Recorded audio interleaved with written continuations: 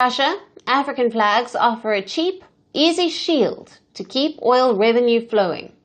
But for the African nations, it poses a growing threat to their legal shipping system and their global reputation. Now, for more on this, we have with us Adib Saani, foreign policy and security analyst, who is joining us live from Accra, Ghana. Thank you for being with us. Thank you for having me. Now, how are the Russian shadow fleet operations impacting these nations internationally? Are African governments facing diplomatic blowback or risks of sanctions for a web of high seas deception that they might even not be in control of? Well, for now, like you rightly mentioned, the ramifications is mostly reputational. But if care is not taken going forward into the future, it might be diplomatic and it might be economic. Because the international system recognizes the fact that for a lot of African countries, there's a lot they are dealing with, mostly the bread and butter issue, what citizens eat when they break. A lot of these countries are also dealing with terrorism and other deep-rooted socio-economic issues that is confronting their population. And so the issue of Russia using their country's flag is not something that, in my opinion, they have given credence to. Also, a lot of these countries lack the capacity, they lack the oversight. Mostly, they constrict security to just the land borders. But beyond that, have to come to a realization.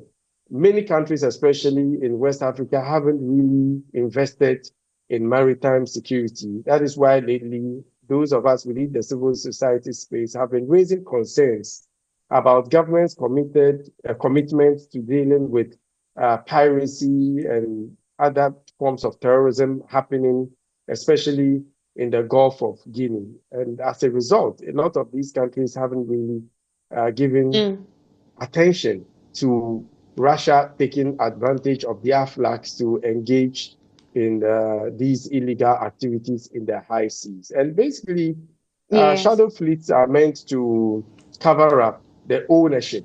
And we lack the registry.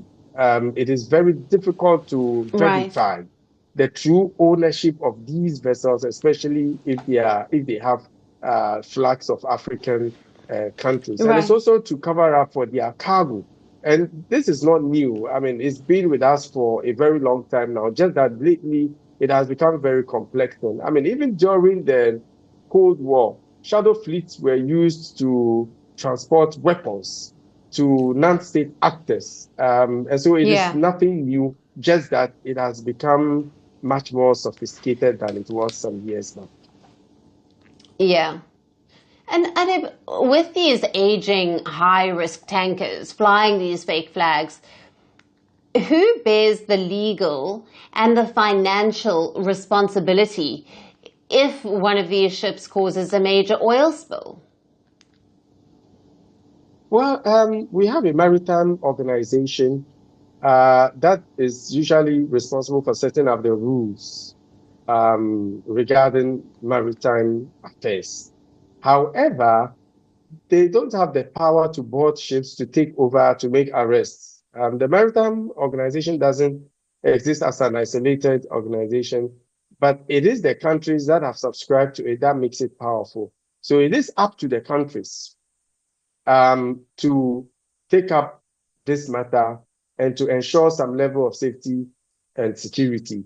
For now, we see Western countries taking it up, but I'm yet to see these African countries whose flags have been abused going up into the high seas and taking matters into their own hands. I've not seen that happen yet, but it is their responsibility. That is why it is critical that countries invest more in maritime security. Even if they would not be able to do it, there's a need for collaboration. Okay, because sometimes they would have to share information or intelligence with those who are capable, for example, with Western countries, but we don't even have that happening. But that notwithstanding, we can leverage on technology. And as for drones, drones are available Yes. to even children these days. How much more safe access? So the use of drones, the use of new technology such as AI should be able to help governments, even with limited resources, to identify some of these ships and whether they use their coastal areas or their maritime space, and probably also invest in their security agencies, so at least they are even able to go out there and ensure that the right things are done. Otherwise, for now, it is a Wild West kind of situation. It is a free for all. I mean, people Right. engage in all manner of criminality Right, in the high Adib. seas, and they get away with it. Right. And when a Russian tanker can switch to a new African flag overnight or operate under a completely fake one, what real power does the International Maritime Organization actually have? As you've said, it's a bit of a Wild West situation. What power do they have to stop this kind of misuse? Well, the unfortunate thing, they don't have the power to, like I indicated earlier, board ships and ensure that these persons are brought to book. They set the standard, they set the rules and the regulations, and it is up to the individual countries to abide by it or not. So I think what the IMO has to do is to engage in the spirit of partnership. A lot of these African countries that have subscribed to it to be more cautious and to invest more in maritime security. At this point, we cannot force them, but to appeal to these countries to be more proactive in doing so. And the International Maritime Organization can also partner with other bigger bodies such as the UN and even sub-regional bodies, especially within Africa, such as the SADC or ECOWAS. So we are able to, in a collective manner, deal with this situation. Like I always indicate, I mean, anytime I have an opportunity of this nature, I tell them, look, our strength lies in our unity. If we are going to leave it to individual countries, like I indicated earlier, they have a lot of things they are dealing with. So in the spirit of that partnership, if, for example, in the spirit of ECOWAS, all countries come together and form an entity that is primarily in charge of maritime security, and that has the power, the authority, and the capacity to be able to take these matters up, I think it would help to a large extent. Yes. Adib, thank you very much. Thank you. First Post reports from the world's second largest continent. Hello, I'm Alison Lagrange. A very warm welcome from Durban, South Africa. We get you the news and the newsmakers from Africa.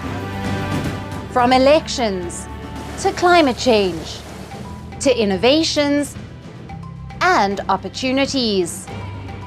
As the world's attention shifts, we report from Africa, the heart of the global South. Join me every weekday live on First Post.